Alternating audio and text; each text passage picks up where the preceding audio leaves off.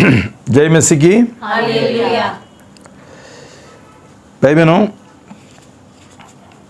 आज हम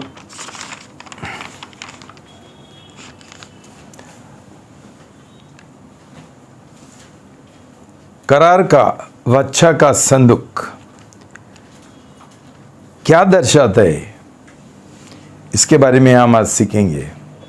ये दर्शाता है बलिदान और मौत। ये क्या है हम देखेंगे। पहला प्रभु का वचन पढ़ेंगे। हम पढ़ेंगे हिब्रानी 9:11 से 18 तक, हिब्रूज 9 नहीं, हाँ 11 to 18।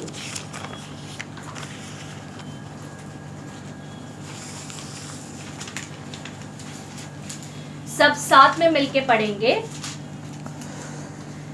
परंतु जब मसीह आने वाली अच्छी बातों का महायाजक होकर प्रकट हुआ, तो उसने और भी बड़े तथा सिद्ध तंबू में से होकर प्रवेश किया, जो हाथ का बनाया हुआ अर्थात इस सृष्टि का नहीं, और बकरों तथा बछड़ों के लहू द्वारा नहीं, वरन स्वयं अपने लहू द्वारा सदा के लिए एक ही बार पवित्र स्थान में प्रवेश करके अनंत छुटकारा प्राप्त किया।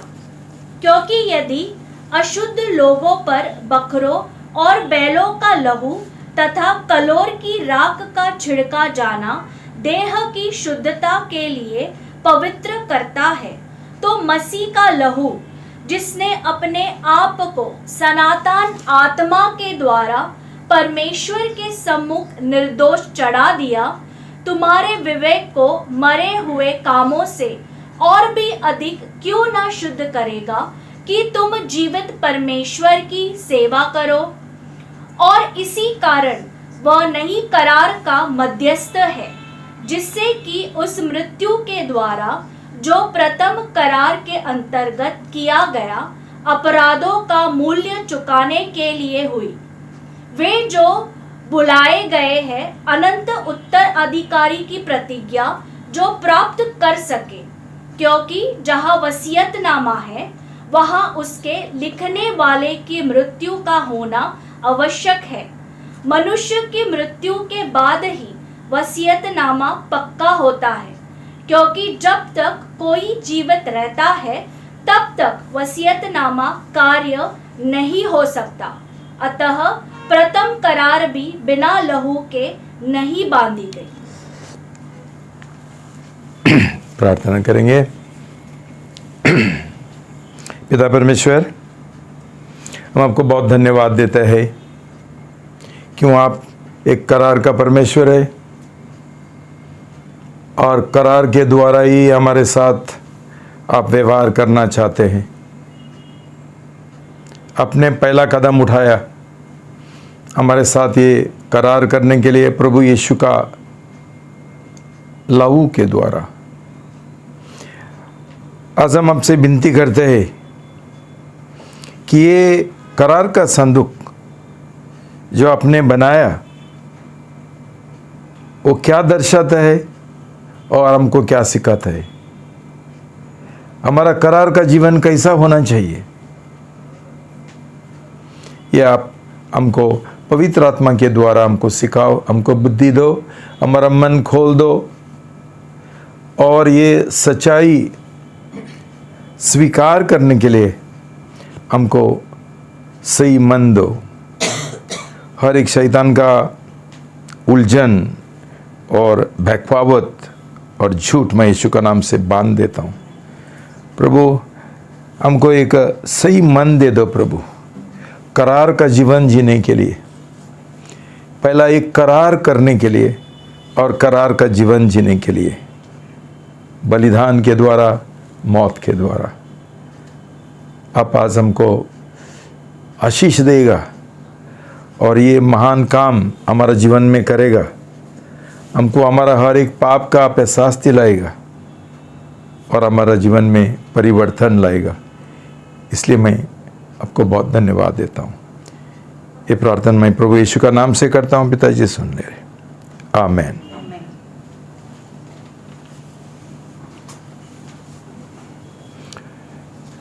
भाई बहनों,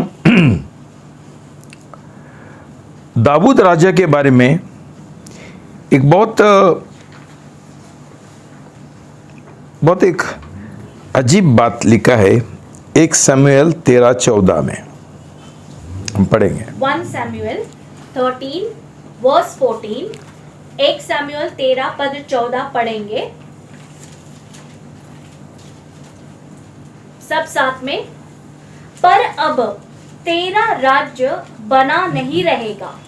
यहोवा ने अपने लिए अपने मन के अनुसार एक व्यक्ति को खोज लिया है तथा उसको अपनी प्रजा पर राज्य करने के लिए नियुक्त भी कर दिया है, क्योंकि तूने उस आज्ञा का पालन नहीं किया जो उसने तुझे दी थी।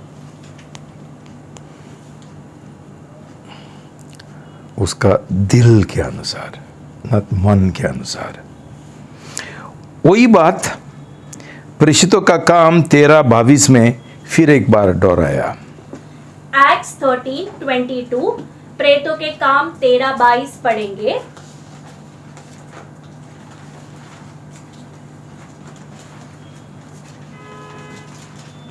सब साथ में। फिर उसे हटाने के पश्चात उसने दाऊद को उनका राजा बनाया, जिसके विषय में उसने साक्षी दी और कहा, मुझे एक मनुष्य यिशै का पुत्र दाऊद मिला, जो मेरे हृदय के अनुसार है और जो मेरी सारी इच्छाएं पूरी करेगा। जय मसीह की। हालेलुया। हम ये जानना चाहते हैं कि ये परमेश्वर का जो एक विशेष प्रेम है, उसका कारण क्या है और उसका रहस्य क्या है।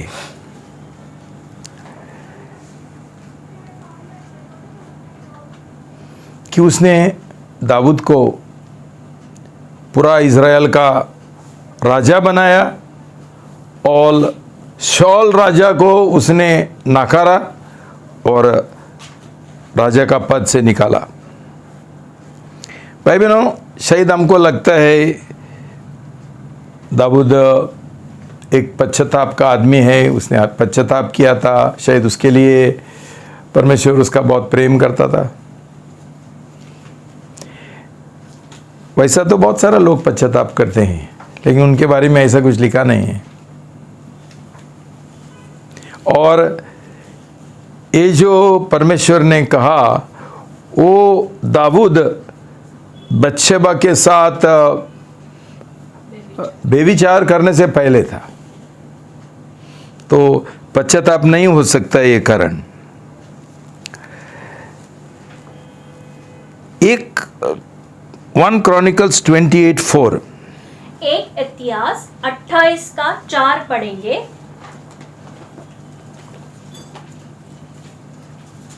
सब साथ में। फिर भी इज़राइल के परमेश्वर यहोवा ने मेरे पिता के समस्त घराने में से मुझी को चुन लिया कि मैं सदा इज़राइल का राजा बना रहूं। अर्थात उसने यहूदा को अगुवा होने के लिए और यहूदा के घराने में से मेरे पिता के घराने को चुन लिया और मेरे पिता के पुत्रों में से मुझे समस्त इज़राइल का राजा बनने से प्रसन्न हुआ। देखो भाई बहनों, दाऊद क्या बोलता है, मुझे कुछ समझता ही नहीं है, उसने मेरा घराना को चुना है परमेश्वर ने उसका सेवा करने के लिए, और मेरा बहुत सारा भाई थे, उनमें से उसने मुझे चुना। क्यों? क्यों? वो मुझे बहुत पसंद करते हैं। उसको इंग्लिश में बोलता है, God likes me very much, मुझे बहुत पसंद करते हैं। देखो, हम बहुत लोगों का प्रेम करते हैं, लेकिन हमको सिर्फ कई लोग पसंद है। I like you. और ये इब्रानी भाषा में ये शब्द है रत्सा। आज भी इज़राइल में जो इब्रानी भाषा बोलते हैं वहाँ किसी को बोलने का है कि मैं तुझे बहुत पसंद करता हूँ, तो ये लोग बोलते हैं मैं तुझे रत्सा करता हूँ। वही शब्द जो परमेश्वर ने दाऊद को इस्तेमाल किया था। भाई बहनों, अभी हम ये जानना चाहते हैं वो परमेश्वर का हृदय का व्यक्ति है। बाद में दाऊद बोलता है वो मुझे रत्सा करता है, वो मुझे बहुत पसंद करता है। भाई बहनों, हम कितना खुश होते थे कि परमेश्वर ने ऐसा हमको बोलता था कि मैं तुझे बहुत पसंद करता हूँ। मैं प्रभु को बहुत धन्यवाद देता हूँ कि वो मुझे बहुत पसंद करते हैं, रत्सा करते हैं। क्यों? उसने मुझे माँ का कोख से चुना है और उसका प्रसिद्ध बनने के लिए, उसका सेवक बनने के लिए, दास बनने के लिए मुझे चुना है। बहुत मुझे पसंद करता है प्रभु, और मुझे उसने बहुत आशीषों से भरा है।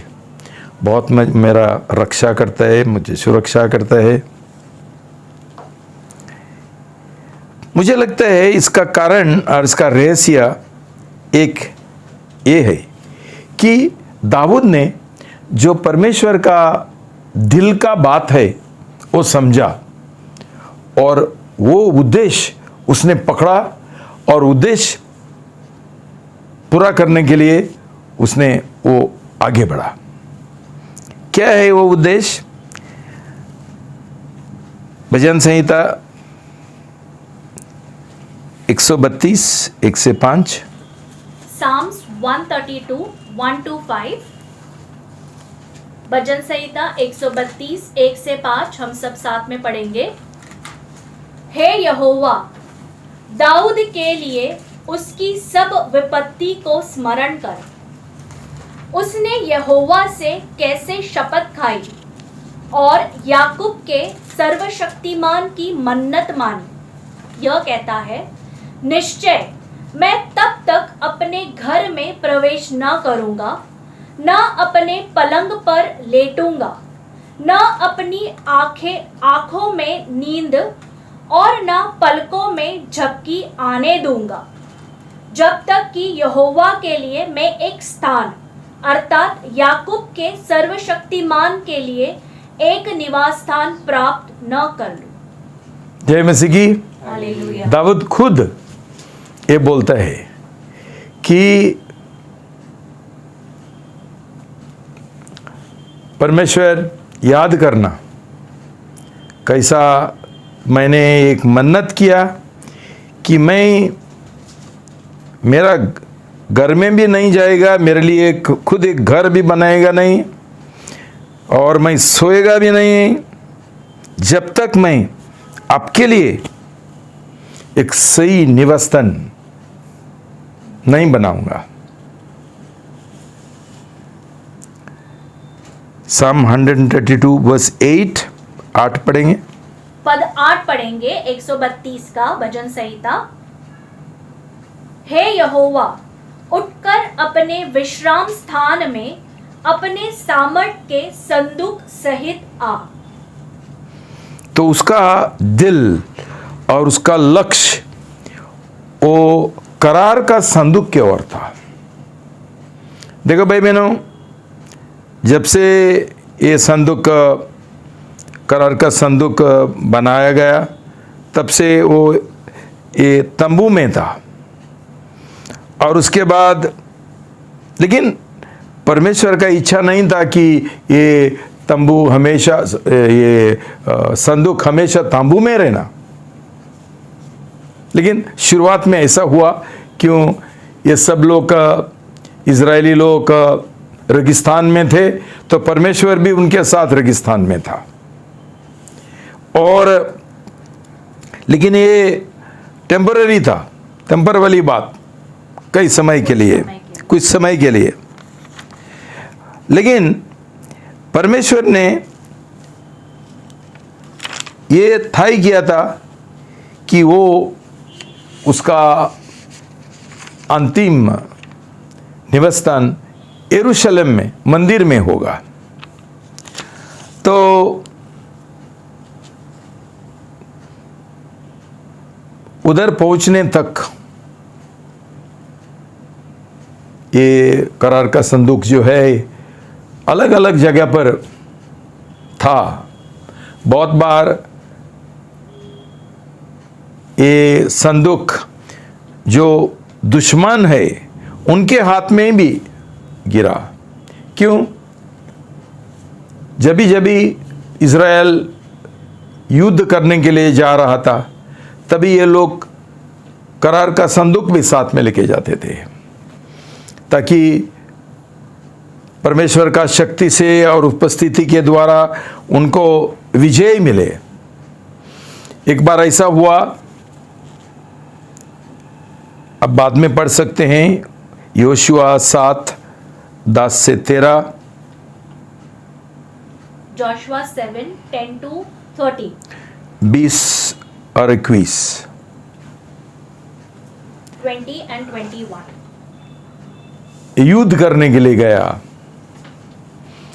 योशुआ था, लेकिन ये युद्ध में इज़राइल हार गया और ये संदूक भी ये लोगों ने उठा के लेके गया।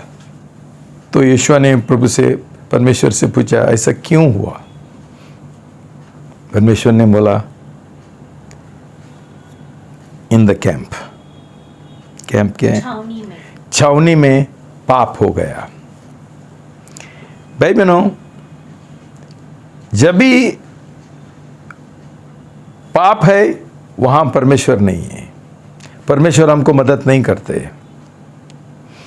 इसलिए मैं तुमको हमेशा बोलता हूं, तुम्हारा उद्धार नहीं हुआ तो प्रार्थना करके कुछ फायदा नहीं है। आशीष के लिए तुमको कोई आशीष नहीं मिलेगा। तुम्हारा एक ही प्रार्थना होना चाहिए, प्रभु मुझे उद्धार का दान दे दो, मुझे मेरा पाप क्षमा करो। जिधर पाप है वहाँ परमेश्वर कभी आशीर्वाद नहीं देता है। तो ऐसा करके ये संदूक दुश्मनों के हाथ में चले गया। वैसा बहुत सारा कुछ है। अभी दाऊद का समय ये करार का संदूक किधर ही तो था, खिरगात जेरिम वहाँ रखा गया था। दाऊद ने उसके बारे में सुना था उसका बचपन में, और वो हमेशा जब भी वो बैतलहम पैदा हुआ था और वहाँ उसका वो बढ़ रहा था तभी सुना था, लेकिन वो नहीं जानता था क्यों ये संदूक उधर पड़ा है। कोई उसका इंटरेस्ट नहीं लेता है। शौल राजा ने भी उसके बारे में कुछ दिलचस्पी नहीं दिखाया और ऐसा ही पड़ा था। लेकिन जब ही दाऊद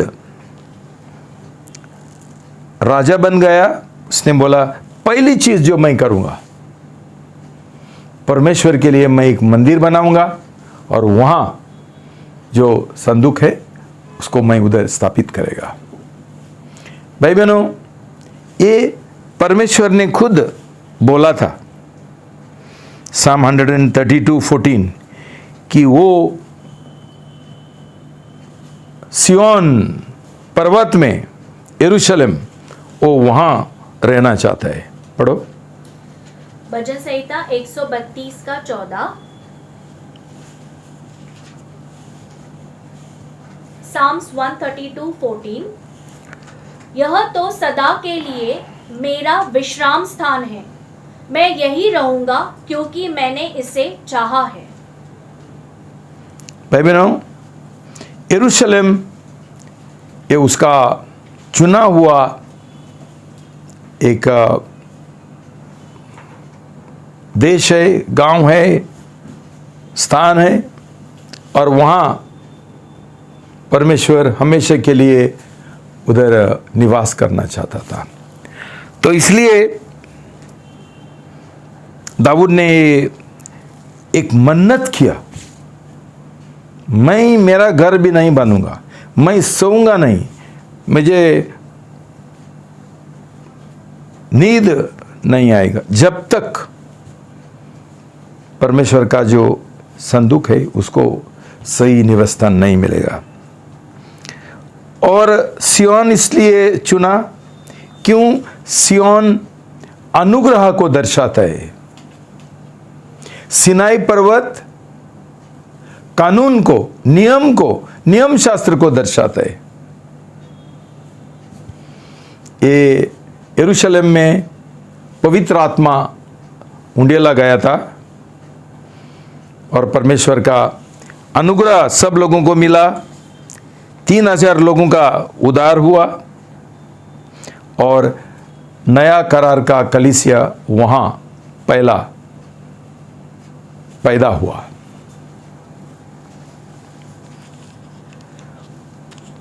दाऊद वो मंदिर बनाना चाहता था, लेकिन परमेश्वर ने उसको अनुमति नहीं दिया। बोला ये काम मैं आपका बेटा सुलेमान को दे दिया, क्यों? तेरा हाथ बहुत अशुद्ध है, अपने बहुत लड़ाई किया और हाथ में खून है, इसलिए।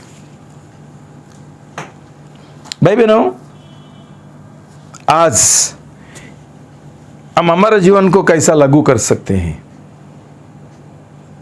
मतलब हमको दाऊद का जैसा परमेश्वर का हृदय का के अनुसार हम व्यक्ति बनना चाहते हैं, तो हम क्या करना है? वही करना है जो दाऊद ने किया। उस समय प्रभु यीशु नहीं क्रूस के ऊपर अब तक नहीं मरा था, तो संदूक बाहर एक निवासस्थान में रखा गया था और मंदिर में था, तंबू में था। लेकिन आज परमेश्वर का निवासस्थान क्या है? आज उसका निवासस्थान हमारा हृदय है, हमारा दिल है। भाई बहनों, हमारा ये दिल का ये एक तमन्ना होगी जैसा दाऊद का, कि हम भी एक करार का संदूक हमारा दिल में स्थापित करना चाहते हैं, उधर उसका निवासस्थान बनाना चाहते हैं। भाई बहनों, परमेश्वर हमको ये भी बोलेगा कि मैं तुझे रत्सा करता हूँ, मुझे तू बहुत पसंद है, बहुत पसंद है। अब चाहते हैं कि परमेश्वर तुमको पसंद करे, तो ये करार का संदूक तुम्हारा दिल में लेके आओ और वहां स्थापित करो। भाई बहनों, ये दाऊद का हर एक आशीष का रहस्य है। भाई बहनों, हम ये शादी का एक उदाहरण लेंगे। जब भी हम चाहते हैं एक लड़का और लड़की हमारा दिल में उसको पहला स्थान देने का है, हम बहुत, जो लड़का है वो जवान है, उनके और हमको प्रेम है, लड़का और लड़की को और प्रेम है, और उसके बाद एक जन को हम पसंद करते हैं, जैसा पसंद करते हैं हम उनके साथ शादी करते हैं, और इसके द्वारा ये जवान लड़का और लड़की हमारा जीवन में आता है, हमारा दिल में आता है, और सबसे महत्वपूर्ण जगह उसको मिलते है। तो भाई बहनों,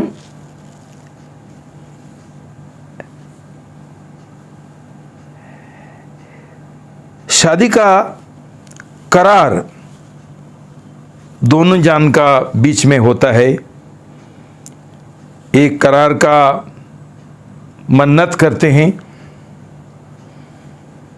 और जैसा हमारा कलीसिया में होता है, हम हर साल ये मन्नत हम दोहराते हैं। कई लोगों को इतना उसके और इंटरेस्ट नहीं है, लेकिन तुमको आशीष चाहिए, तभी ये तुम्हारा शादी का जो करार का मन्नत है, ये दिन प्रतिदिन तुम्हारा बीच में, ना तो साल में एक बार तो एक सार्वजनिक रूप से हम डरा सकते हैं, उसमें आशीर्वाद है। क्यों? करार है। जिस शादी में करार नहीं है, ये शादी के ऊपर कोई आशीर्वाद नहीं है परमेश्वर का। तो परमेश्वर के लिए करार बहुत महत्वपूर्ण है। करार ऐसी चीज है कि दो जन प्रभु यीशु में और उसका लहू के द्वारा एक एग्रीमेंट होता है कि हम पति और पत्नी हैं, और ये शादी का जीवन हम प्रभु यीशु मसीह का शक्ति से हम जिएंगे। तो भाई बहनों, हमारा आत्मिक जीवन में हम कैसा लागू करेंगे? वैसा ही, बिल्कुल।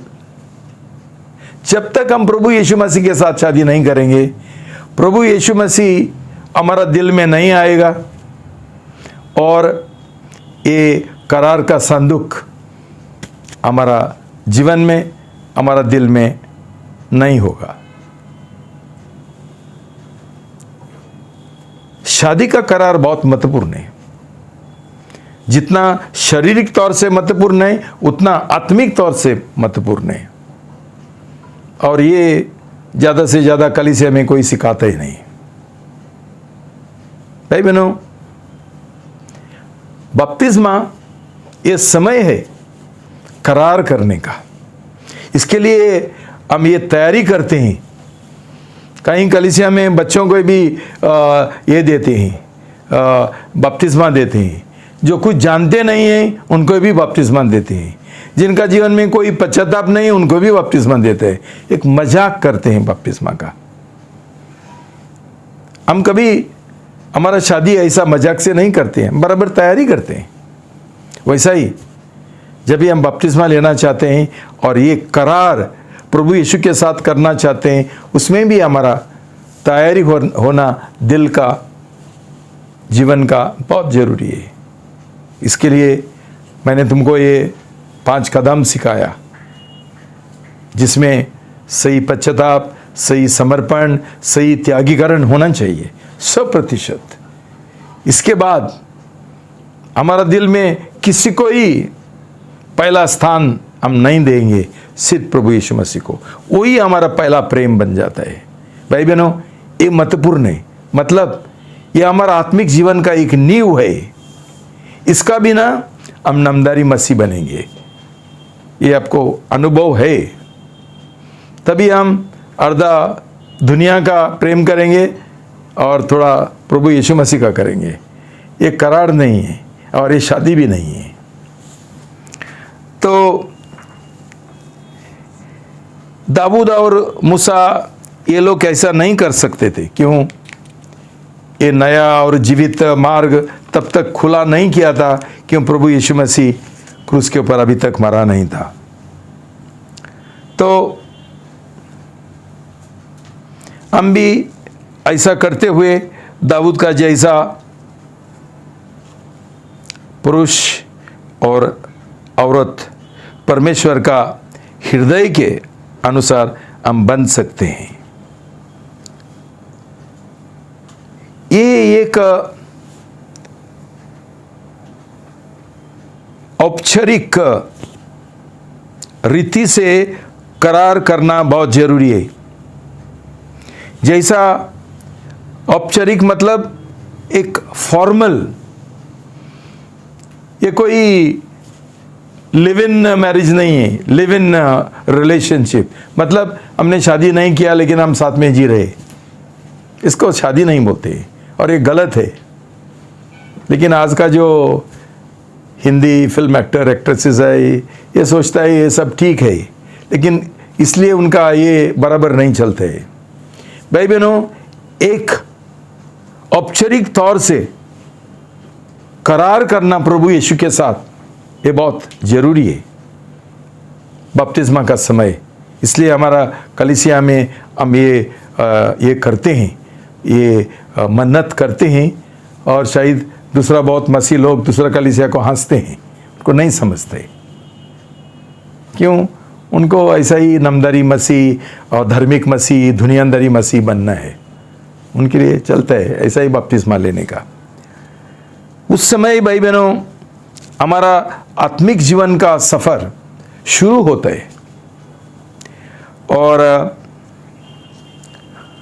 ये करार हमारा आत्मिक जीवन का एक नींव बन जाता है। दूसरी बात है कि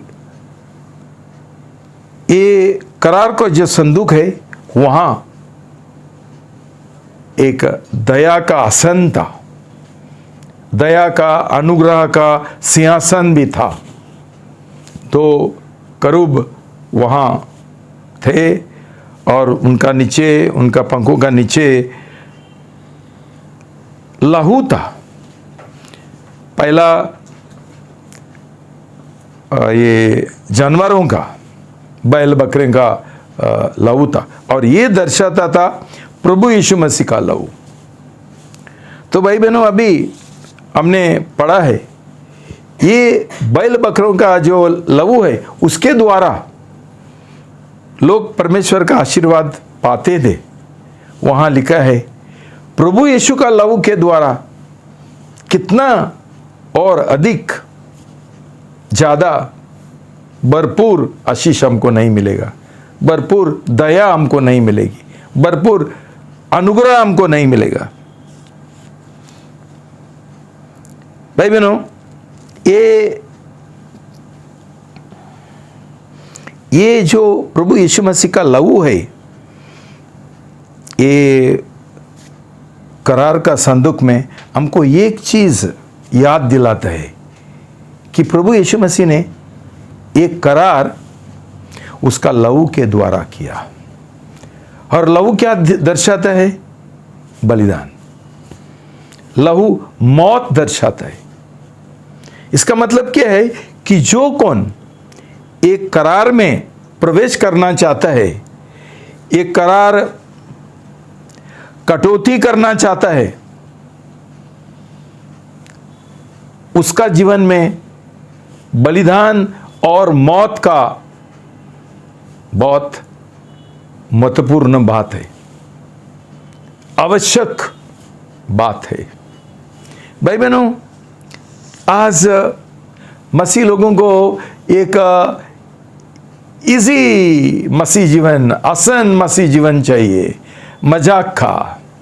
इसलिए उनको ये करार करने का इच्छा नहीं है।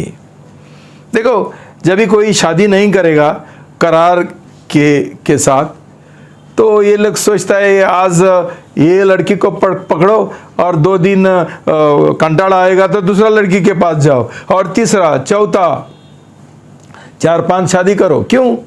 उसमें एक समर्पण नहीं है, एक करार नहीं है। इसलिए आज का जो मसीह लोग है उनका जीवन इतना बेकार क्यों है? ये आत्मिक लोग नहीं है, ये धार्मिक है। देखने में बहुत अच्छा रविवार को कि क्या गाना करते हैं और क्या धमाका चलता है, कितना आराधना चलता है, सब कुछ चलता है। लेकिन ये सब कुछ एक रीति रिवाज है और धार्मिकता है, धार्मिक बात है। जो सही रीति से करार करते हैं, करार का मन्नत करते हैं, भाई बहनों ये लोग ये जीवन बहुत गंभीरता से लेता है। जब भी सही पश्चाताप है, सही समर्पण है, सही त्यागीकरण है 100%, तभी भाई बहनों हमको प्रभु यीशु से हमको मदद मिलता है, हमको अनुग्रह मिलता है। ये हमारा मसीह जीवन जीने के लिए, ना तो हम नहीं जी सकते। परमेश्वर का अनुग्रह का बिना परमेश्वर हमारा हृदय में नहीं आएगा, हमारा जीवन में नहीं आएगा, हमारा अंदर निवास स्थान नहीं करेगा और हमको उसका कोई अनुग्रह और आशीष भी नहीं मिलेगा। भाई बहनों, आज हम क्यों ऐसा नहीं करना चाहते हैं? क्यों हमारा दिल में जगह है ही नहीं। करार का संदूक को किधर जगह है? भरा है। किस चीज से भरा है? संसारी बातों से, संसारी प्रेम से, नौकरी का प्रेम से, शादी का प्रेम से, परिवार का प्रेम से। हमको वही चाहिए, पैसा का प्रेम है। तो प्रभु यीशु मसीह को हमारा अंदर निवास करने के लिए, ये करार का संदूक हमारा दिल में रखने के लिए जगह किधर है भाई बहनों?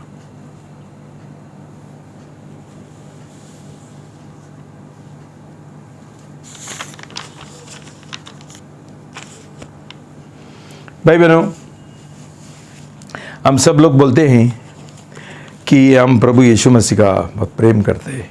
ऐसा कोई मसीह नहीं है, कोई नहीं बोलेगा मैं प्रभु यीशु मसीह का प्रेम नहीं करते। लेकिन भाई बहनों, हमको ये समझना चाहिए प्रभु यीशु मसीह का प्रेम करना, इसका मतलब क्या है? सब लोग बोलते हैं हम प्रेम करते हैं, मैं प्रभु का बहुत प्रेम करता हूं। हम जानते ही नहीं प्रभु का प्रेम करना, इसका अर्थ क्या है, मतलब क्या है। यूहन्ना 14:15, जॉन 14:15, यूहन्ना 14:15 पढ़ेंगे सब साथ में। यदि तुम मुझसे प्रेम करते हो तो मेरी आज्ञाओं का पालन करोगे।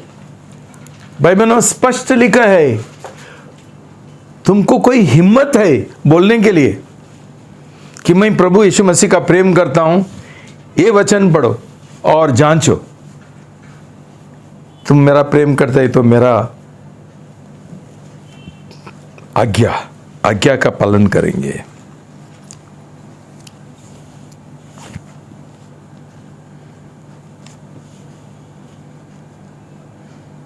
यूहन्ना 13:34-35, जॉन 13:34-35, यूहन्ना 13:34-35 पढ़ेंगे साथ में। मैं तुम्हें एक नई आज्ञा देता हूं कि तुम एक दूसरे से प्रेम रखो। जैसे मैंने तुमसे प्रेम रखा है वैसे ही तुम भी एक दूसरे से प्रेम रखो। यदि तुम आपस में प्रेम रखोगे तो इसी से सब जानेंगे कि तुम मेरे शिष्य हो। भाई बहनों, आज संसार को प्रेम का मतलब भी नहीं समझते। मसीह लोगों को भी वैसा ही है। देखो, प्रभु यीशु ने बोला कि जैसा मैंने प्रेम किया, एक दूसरा का प्रेम करो। प्रभु यीशु मसीह ने कैसा प्रेम किया? क्रूस के ओर देखो, वो उसका प्रेम है। उसने हमारे लिए जान दिया। तो प्रेम का मतलब क्या है? जान देना। प्रेम का मतलब है बलिदान करना। हमारा प्रेम संसारी अर्थ से है। आर्चीज मालूम है? आचीज। हाँ, ये लोग कैसा प्रेम दिखाते हैं? हम उधर जाते हैं और फूल खरीद लेते हैं, फूलों का गुच्छा प्रेम दिखाते हैं। नन तो आर्ची से एक बड़ा कार्ड खरीद लेते हैं, जिधर शहीद लड़का भी दिखाई देता नहीं है, लड़की भी दिखाई नहीं देते। कार्ड तो बहुत बड़ा है, प्रेम करता हूं। ये आर्ची का प्रेम है। फेसबुक का क्या प्रेम है? चलो बटन है उधर, लाइक लाइक लाइक लाइक। भाई बहनों, हम कौन सा अर्थ से प्रेम करेंगे? संसारी अर्थ से, वो परमेश्वर का तरीके से। ये सब प्रेम का जो चक्कर है ना, ये परमेश्वर की ओर से शुरू हुआ। उसने हमारा सही प्रेम किया क्रूस के ओर, लहू बहा के, बलिदान करते हुए, कष्ट उठाते हुए। वो सही प्रेम है। और सिर्फ प्रभु यीशु मसीह जानता है सही प्रेम क्या है। ये सब नकली प्रेम है। संसार का जो प्रेम है वो नकली है। संसार के अनुसार प्रेम क्या है? सेक्स, चलचित्र, फिल्म्स, मूवीज, इमोशनल, भावुकता। कोई समझता ही नहीं प्रेम क्या है। सही प्रेम है बलिदान, मौत। देखो भाई बहनों, हमको प्रभु यीशु बोलता था एक दूसरा का प्रेम करो, तभी संसार जानेगा कि तुम मेरा शिष्य। संसार कभी जानेगा हमारा कनेक्शन जो है प्रभु यीशु के साथ, कि हम प्रभु यीशु का प्रेम करते हैं, जब भी हम एक दूसरा का प्रेम करते हैं आपस। तो मतलब प्रभु क्या बोलता है? तुम सचमुच मेरा प्रेम करते हैं तो आपस प्रेम करो एक दूसरा का। और क्या तरीके से हम प्रभु का प्रेम कर सकते हैं? चलो, हमारे पास तो कोई ये नहीं है, मूर्तियां नहीं, जाके हम लोग उनको थोड़ा चुंबन दे सकते हैं, किस कर सकते हैं, और फूल डाल सकते हैं, मेणबाटी डाल सकते हैं। वो हमारा प्रेम है, हमारा देवभक्ति है, कुछ नहीं। तो सही प्रेम प्रभु यीशु के अनुसार ये है, तुम मेरा प्रेम करते हैं तो मेरा आज्ञा का पालन करो। और प्रभु बोलता है मेरा एक ही आज्ञा है जो नया आज्ञा है, एक ही आज्ञा, वो पालन करो। एक दूसरा का प्रेम करो जैसा मैंने किया। यीशु ने कैसा प्रेम किया हमारा? लहू बहाते हुए, बलिदान करते हुए, जान देते हुए। बलिदानी प्रेम, निस्वार्थी प्रेम। ये दुनिया का सब प्रेम स्वार्थी प्रेम है। तो भाई बहनों, अभी हमारा जो फोकस है वो बदल गया। सही प्रेम प्रभु यीशु का नहीं है, सही प्रेम परमेश्वर का नहीं है। आज तो यही जो डायमेंशन है, ये जो रूप है प्रेम का, लोग कितना उसका गलत फहमी किए है। ये सोचता है वो खड़ा जो है परमेश्वर के साथ, परमेश्वर के साथ, परमेश्वर के साथ। लेकिन ये जो आड़ा है, ये हॉरिजॉन्टल जो है, वो बिल्कुल भूल गए है। प्रभु बोलता है तुम्हारा मेरे और जो प्रेम है वो तुम एक दूसरा का प्रेम आड़ा उसके द्वारा दिखाओ। ये रूप बहुत महत्वपूर्ण है भाई बहनों। हमको परमेश्वर को क्षमा करने का नहीं है, हमको क्षमा करने का है तो एक दूसरा को क्षमा करने का है। हमारा हर एक तरीका का प्रेम हम सिर्फ एक दूसरा का प्रेम करते हुए हम दिखा सकते हैं।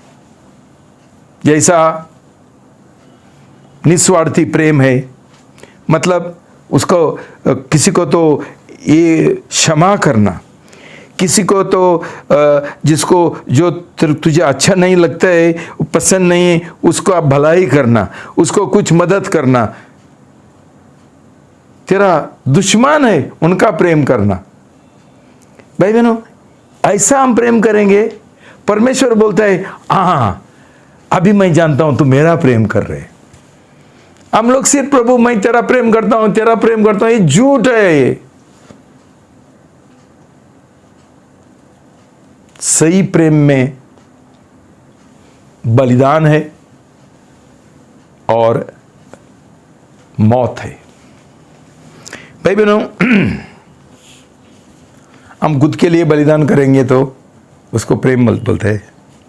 खुद के लिए, खुद का इंटरेस्ट के लिए। बलिदान हमेशा दूसरे लोगों के लिए होना चाहिए, है ना। भाई बहनों, मैं तुमको एक ये दिखाना चाहता हूँ। कोलोसी 3, Colossians 3:3-9। कलोसी 3 से 9 तक पढ़ेंगे सब साथ में। क्योंकि तुम तो मर चुके हो और तुम्हारा जीवन मसीह के साथ परमेश्वर में छुपा हुआ है। जब मसीह जो हमारा जीवन है प्रकट होगा, तब तुम भी उसके साथ महिमा में प्रकट किए जाए। इसलिए अपनी पार्थिव देह के अंगों को मृतक समझो, अर्थात व्यभिचार, अशुद्धता, वासना, बुरी लालसा और लोभ को, जो मूर्ति पूजा है। इन्हीं के कारण परमेश्वर का प्रकोप आएगा। और जब तुम इन बुराइयों में जीवन व्यतीत करते थे, तो तुम इन्हीं के अनुसार चलते थे। परंतु अब तुम भी इन सब को, अर्थात क्रोध, रोष, बैर भाव, निंदा और मुंह से गालियां बकना छोड़ दो। एक दूसरे से झूठ मत बोलो, क्योंकि तुमने अपने पुराने मनुष्यत्व को उसके बुरे कार्य सहित त्याग दिया है। देखो भाई बहनों, प्रभु का वचन से हमको कम से कम दो गवाही है। देखो, इब्रानियों 9:16, Hebrews 9:16, इब्रानी 9:16 पढ़ेंगे। क्योंकि जहां वसीयतनामा है वहां करार, where there is a covenant, जहां करार है, जहां करार है वहां उसके लिखने वाले की मृत्यु का होना आवश्यक है। for where a covenant is, there must of necessity be the death of the one who made it. जहां करार है वहां आवश्यक है कि जिसने वो करार किया वो उसका मौत हुआ। करार मौत के बिना नहीं कर सकते हैं। शादी में भी पति पत्नी एक दूसरा का प्रेम करना है तो एक दूसरे के लिए बलिदान करना पड़ता है, मरना पड़ता है, स्वयं को मरना पड़ता है। और ये साधारण इंसान के पास नहीं होता है। इसलिए जिसका शादी सफल होना चाहता है, ये दो जन का नया जन्म होना चाहिए। जिनका नया जन्म नहीं हुआ, उदार नहीं हुआ, ये लोग शादी नहीं कर सकते हैं। उनका शादी कभी सफल नहीं होगा। दिन रात झगड़ा करेंगे, मारपीट करेंगे, पाप का जीवन जिएंगे और बाद में तलाक लिखेंगे। क्यों वहां प्रभु यीशु मसीह नहीं है। ये शादी में उनके पास प्रभु यीशु मसीह का अनुग्रह नहीं है। अनुग्रह के द्वारा क्या होता है कि हम स्वयं को मरने के लिए तैयार है। भाई बहनों, आज तो रश भागते हैं शादी करने के लिए, अब बाद में शादी टूटता है। नामदारी मसीह भी रहेगा, उनका शादी सफल नहीं हो सकते। सफल होने के लिए हम पहला करार प्रभु यीशु मसीह के साथ करना है, जिसके द्वारा हमारा नया जन्म होता है। उसके बाद शादी का करार बराबर चलेगा। तो कौन सा भी करार होने दो, शादी का होने दो और प्रभु यीशु के साथ होने दो, मरना जरूरी है। 16 में क्या लिखा? 17 में, मनुष्य की मृत्यु के बाद ही करार पक्का होता है। क्योंकि जब तक कोई जीवित रहता है तब तक करार कार्य में नहीं हो सकता। करार पक्का कभी होता है कि जो लोगों ने वो करार किया ये लोग मर चुका है। तो कोलोसी 3:3 भी हमको वही बोलता है कि तुम मर चुके हैं। भाई बहनों, हर एक जो सही मसीह है, जो सही शिष्य है, उसके बारे में यही लिखना है, यही बोलना है कि वो मसीह, वो शिष्य मर चुका है। मतलब क्या है भाई बहनों? जब भी हम प्रभु के साथ शादी का करार करता है, बपतिस्मा का समय, वहां लिखा है कि हमारा स्वयं को क्रूस के ऊपर चढ़ा है। जूना मनुष्य को क्रूस के ऊपर चढ़ा है, इसलिए यहां लिखा है वो मर चुका है। लेकिन ये एक दुखी बात है कि आज कोई मसीह जो बपतिस्मा लेता है, उनका जूना मनुष्य स्वयं अभी तक मरा नहीं है। ये एक रीति रिवाज है बपतिस्मा का। इसलिए उनका जीवन में ये जो आत्मिक जीवन का बढ़ोतरी होना चाहिए, और आत्मिक जीवन का बढ़ोतरी सिर्फ तभी होता है जितना स्वयं मर जाता है और नीचे जाता है, उतना जो निस्वार्थी परमेश्वर का प्रेम है, दैविक प्रेम है, ईश्वरी प्रेम है, वो बढ़ जाता है। तो इसलिए भाई बहनों, परमेश्वर का वचन क्या बोलता है 5 में? इसलिए मतलब क्या है? इसलिए मतलब क्या है? तू मर गया तो उसका नतीजा क्या होना चाहिए? क्या होना चाहिए? इसलिए अपनी पार्थिव देह के अंगों को मृतक समझो। मतलब क्या है कि जो तुम्हारा शारीरिक जो स्वभाव है, वो उसको मारना जरूरी है। पुट टू डेथ, मार डालो। तू मर चुका है इसलिए मार डालो। तेरा अंदर स्वयं का जो जो पाप आता है वो मार डालो। भाई बहनों, कौन मार डाल सकते हैं? किसी के पास नहीं होते। ये सब जो पाप का उधर सूची लिखा है ना, ये पाप से हमको ये मिलता है, छुटकारा मिलता है, विजय मिलता है? नहीं मिलता है। क्यों? नया जन्म नहीं हुआ। नया जन्म के द्वारा जो हमारा जूना मनुष्य स्वयं जो क्रूस के ऊपर चढ़ाता है, उसका मौत हुआ ही नहीं है, वो जिंदा है। इसलिए भाई बहनों, हम कभी एक दूसरा का प्रेम नहीं कर सकते हैं और परमेश्वर का भी प्रेम नहीं कर सकते हैं, क्यों? हमारा स्वयं का बहुत सारा दिलचस्पी है, बहुत सारा प्रेम है, पैसा का, पढ़ाई का, और नौकरी का, और शादी का, परिवार का। ये स्वयं प्रेम, सेल्फ लव, ये जिंदा है।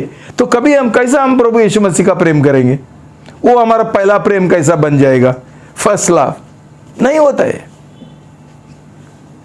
भाई बहनों, जिस दिन हम ये समझेंगे और मसीह लोग समझेंगे और कलीसिया समझेंगे, तभी मसीह लोगों का पूरा परिवर्तन हो जाएगा।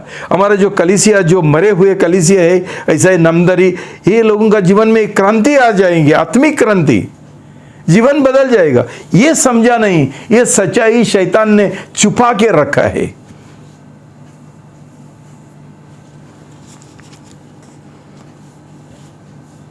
भाई बहनों, हम ये समझना चाहिए कितना ये करार का जीवन महत्वपूर्ण है।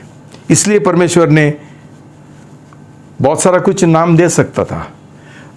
करार का वच्चा का संदूक बोलने से और कुछ बोल सकता था नाम, दूसरा कौन सा है? नहीं, परमेश्वर ने वो नाम दिया, करार। क्यों? हमारा परमेश्वर करार का ये है, परमेश्वर है। और यही चीज आज प्रभु यीशु मसीह का जो ये नकली कलीसिया है उनको अच्छा नहीं लगता है, उनको करार अच्छा नहीं लगता है। उनको सिर्फ लोगों को बोलने का है मेरा कलीसिया में आओ, उधर नहीं मिला तुमको बपतिस्मा, हम लोग बपतिस्मा देंगे। क्या कलीसिया बांध रहे हैं ये लोग, क्या मसीह जीवन? कभी उनको पाप के ऊपर विजय मिलेगा? खुद पास्टर लोग दुनियादारी है।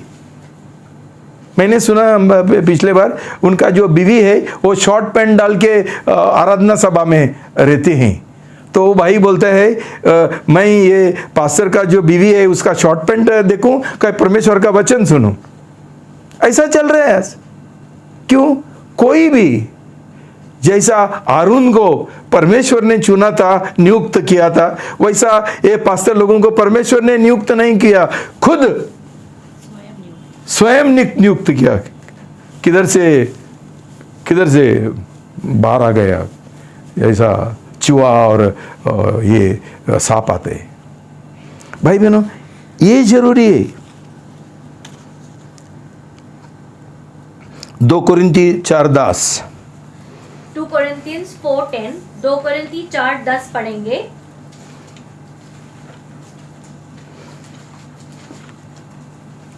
सब साथ में। हम यीशु की मृत्यु को सदा अपनी देह में लिए फिरते हैं कि यीशु का जीवन हमारी देह में प्रकट हो। प्रभु का वचन बोलते हैं ये जो प्रभु यीशु मसीह का जो मौत है वो तुम्हारा शरीर में, तुम्हारा देह में लेकर चले फिरे, लेकर दिन रात। भाई बहनों, ये मौत हमको बपतिस्मा का समय मिला था, उसका याद करो और ये लेकर घूमना, लेकर जीना। भूलना मत कि प्रभु यीशु में हम मर गए हैं, मर चुके हैं। इसलिए ताकि प्रभु यीशु मसीह का जीवन तुम्हारा देह के द्वारा प्रकट हो। भाई बहनों, बपतिस्मा का समय एक इन प्रिंसिपल सिद्धांत का रूप से वो चीज हमारा जीवन में होता है, मौत होता है। हमारा जुना मनुष्य को क्रूस के ऊपर चढ़ाते है। अभी हमारा दिन प्रतिदिन का जीवन में ये मौत एक वास्तविकता होना चाहिए, एक हकीकत होना चाहिए।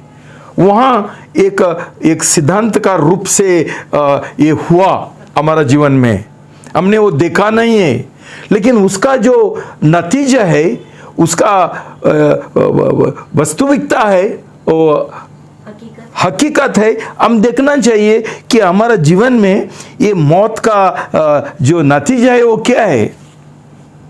हम झगड़ा करते हैं, हम क्षमा करते हैं, हम पैसा का प्रेम करते हैं, हम पाप का जीवन जी रहे हैं।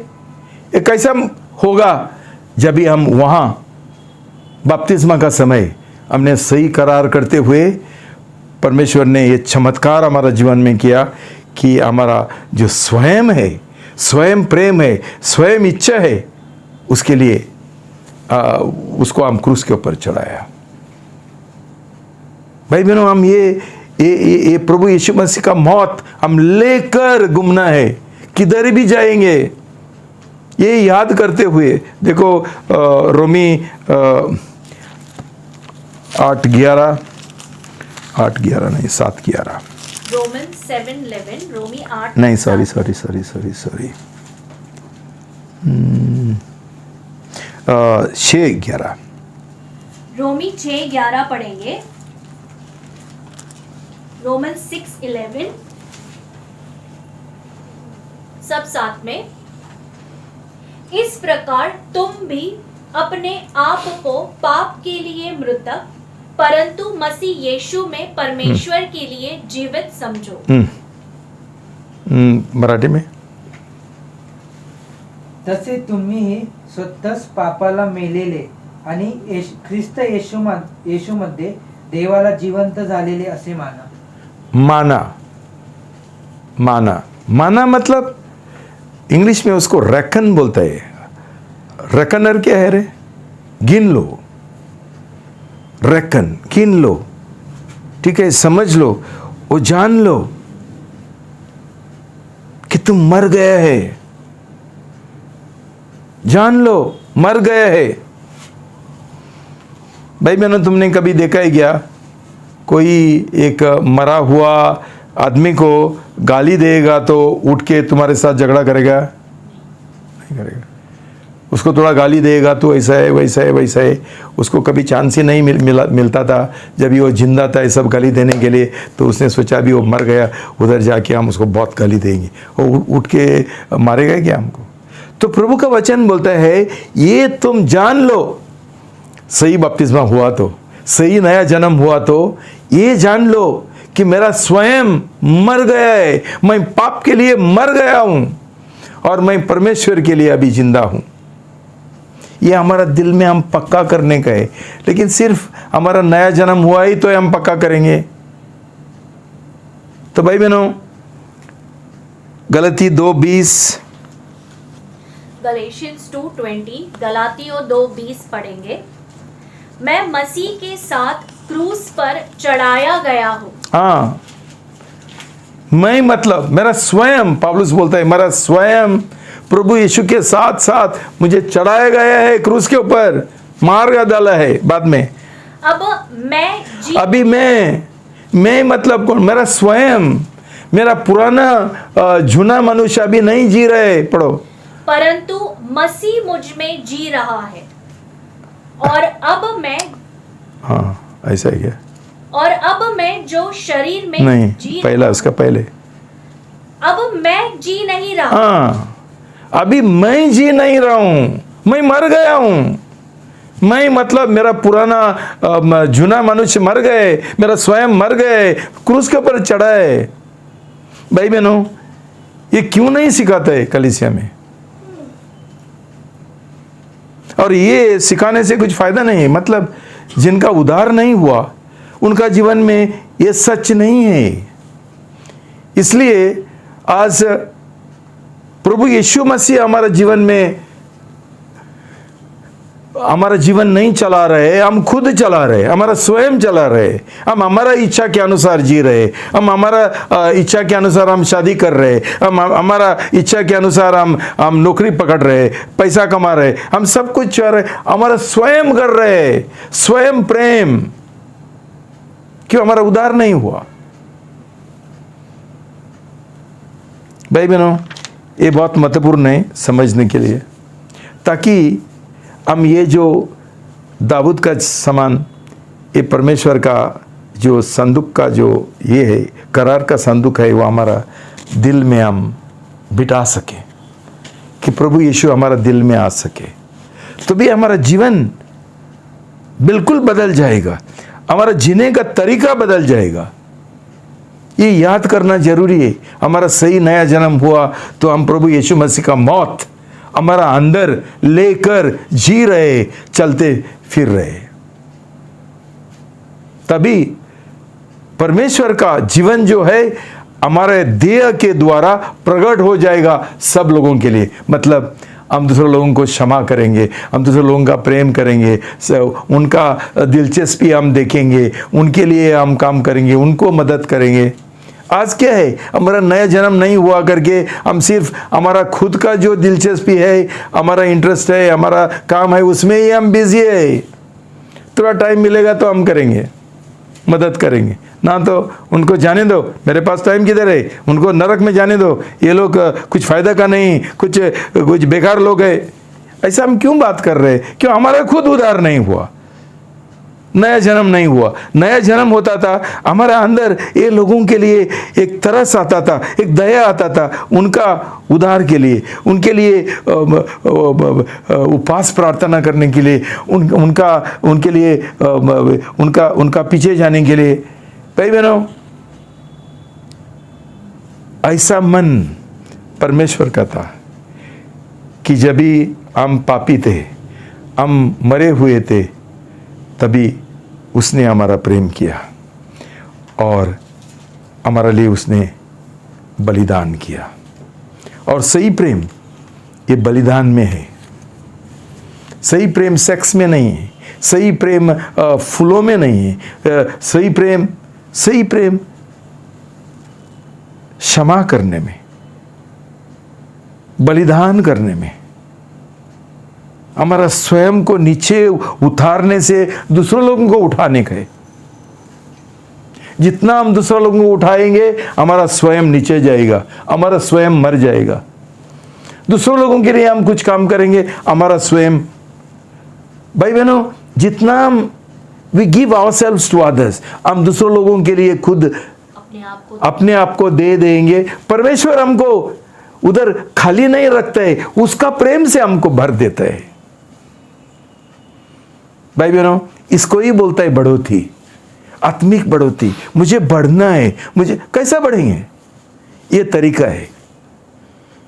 ये दाऊद का एक बहुत बड़ा तमन्ना था। यही हमारा तमन्ना है क्या कि हम एक करार का संदूक हमारा हृदय में लाना चाहते हैं। वहाँ प्रभु यीशु मसीह को हम पहला स्थान देना चाहते हैं कि वो हमारा जीवन का सब कुछ है। हमारा गाना है सब कुछ है। सब कुछ है क्या? नहीं, ये झूठ है, ये सिर्फ गाना है। लेकिन ये हकीकत होने के लिए भाई बहनों ये तरीका है, ये सच्चाई है, और ये सच्चाई हमने स्वीकार करने गए और उसका आज्ञा पालन करने के लिए हम प्रभु से प्रार्थना करने गए। भाई बहनों, पवित्र बनने का काम हम अकेला नहीं कर सकते। जब तक हमारा उद्धार नहीं होगा, नया जन्म नहीं होगा, हमको कोई पाप के ऊपर विजय नहीं मिलेगा। हमको परमेश्वर का अनुग्रह का जरूरी है, हमको पवित्र आत्मा का शक्ति का जरूरी है।